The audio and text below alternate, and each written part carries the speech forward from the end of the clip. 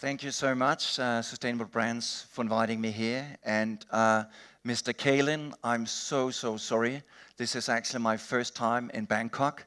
I just landed 50 minutes ago. But one thing I did pick up, though, was the smiles. So forgive me, that's what I've had so far. For some of the more attentive people, yes, that kind of look a little bit like me. That's the cover of my book. I'm an ex-advertising guy, a man on a mission, a man with a purpose. And my purpose is really to transform brands into a force for good and transform advertising into what I call goodvertising. And for me, at the center of that, there is purpose. But it's not really easy to get purpose right. So in the next 15 minutes, I'll try to give you some questions that you can ask yourselves to get it right. Because quite honestly, to me, purpose seems like Pokemon. Everybody is searching for it, but nobody really knows why. So hopefully we can clarify that a little bit today.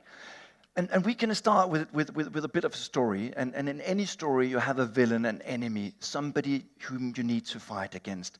And then in this story, it's called the Two-Headed Purpose Monster. And to illustrate that, I'm going to show you, I'm going to take you to the moon, and actually one of my favorite Danish TV programs. So this is the moon, 1983 in Denmark. I'm just going to show you a short little clip. No sound on that?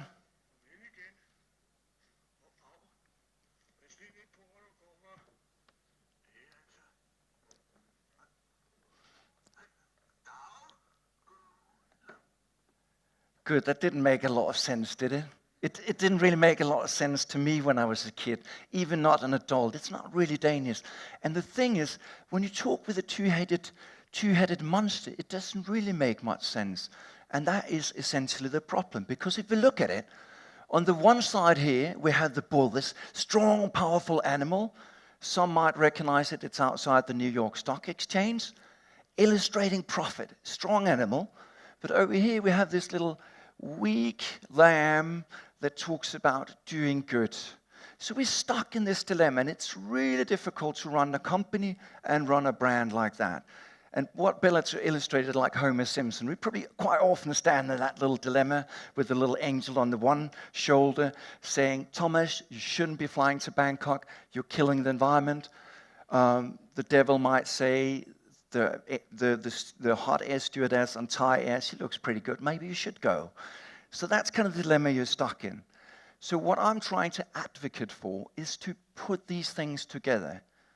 Because right now, we're operating with mission, vision, and purpose.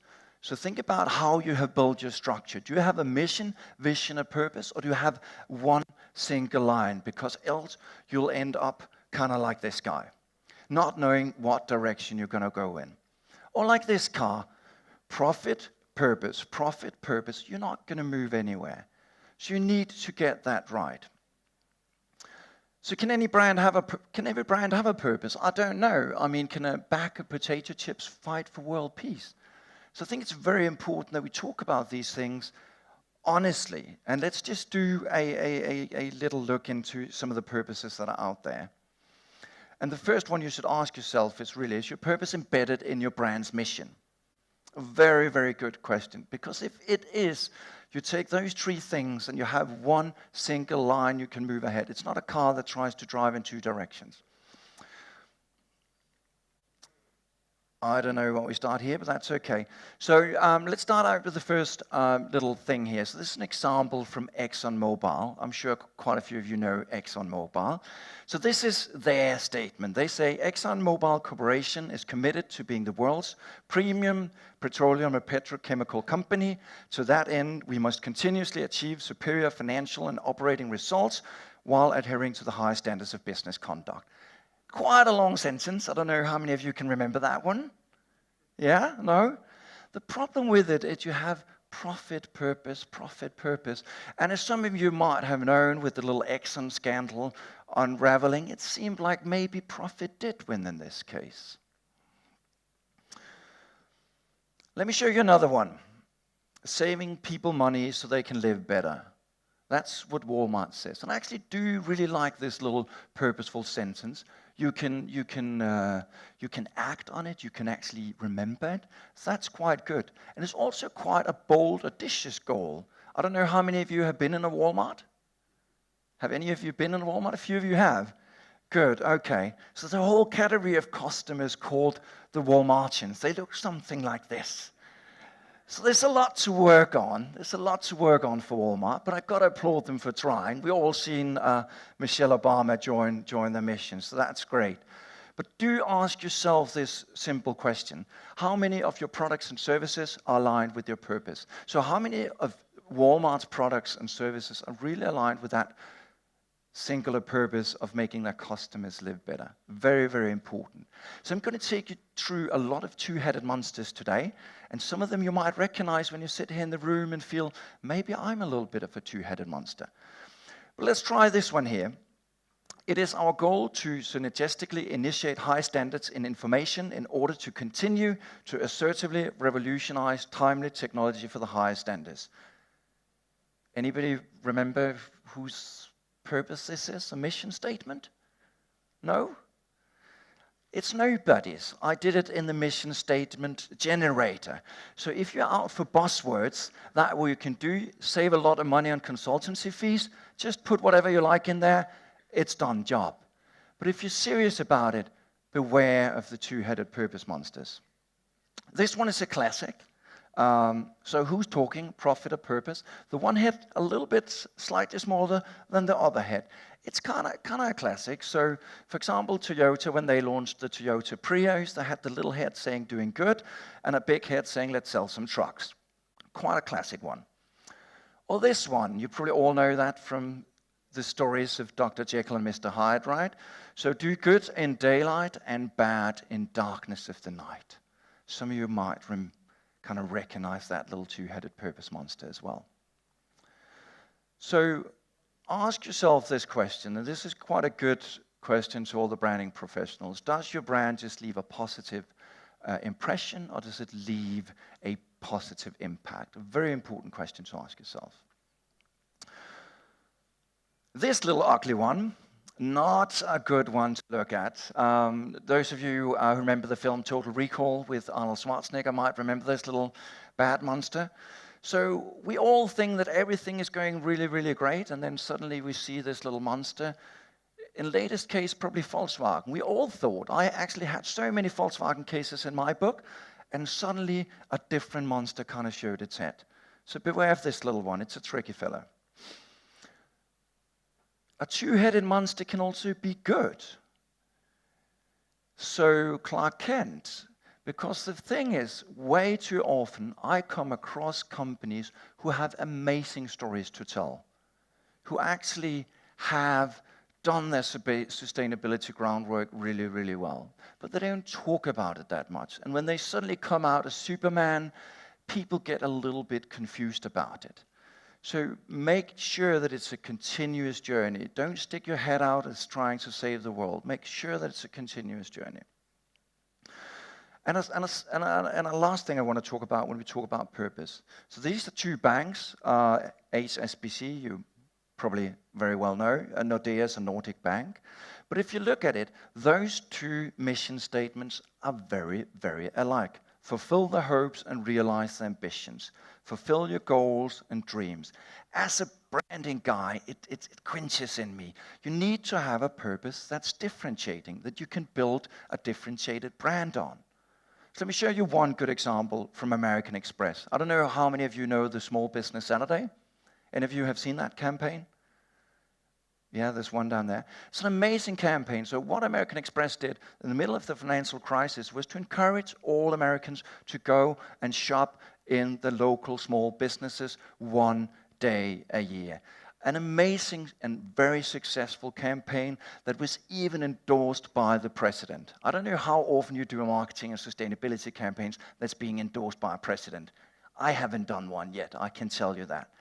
And it had an amazing impact.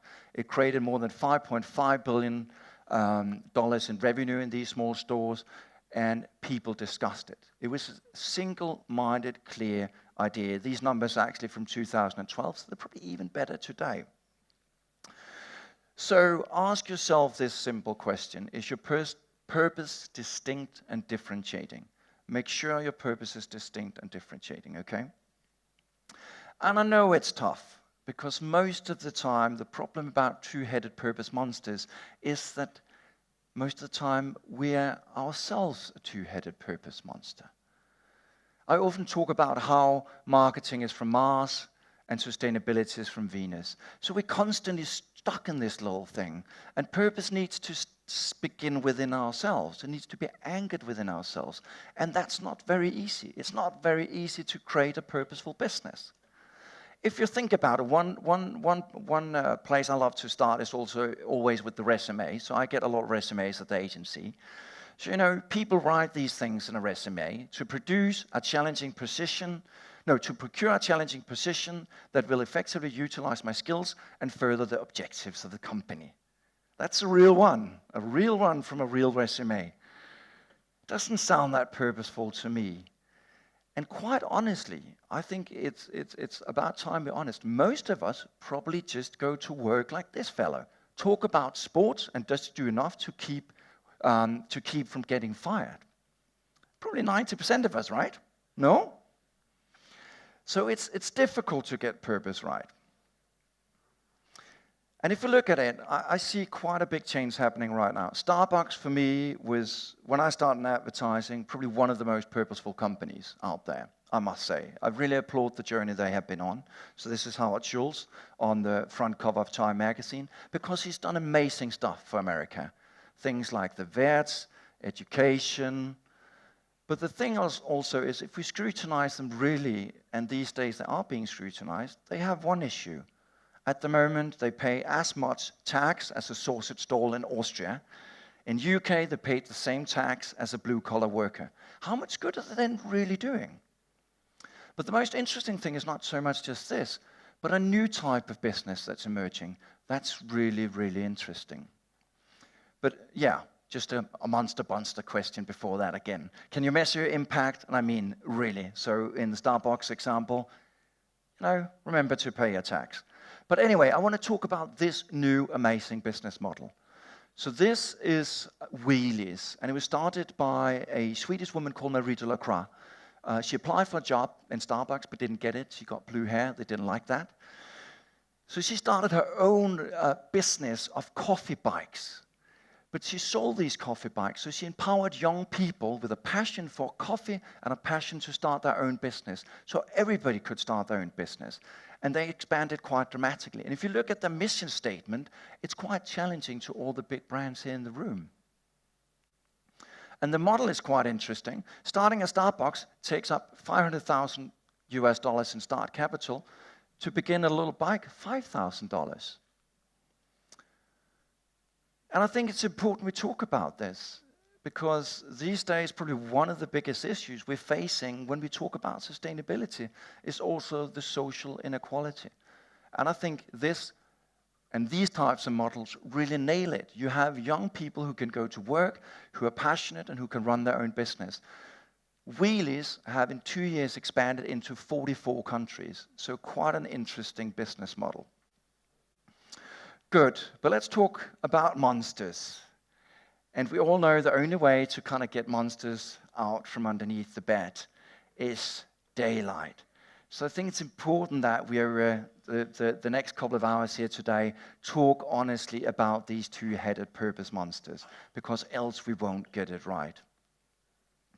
And my best advice is probably this: to recognize bullshit, nose is better than ear. And I have quite a big nose, so I know what I'm talking about.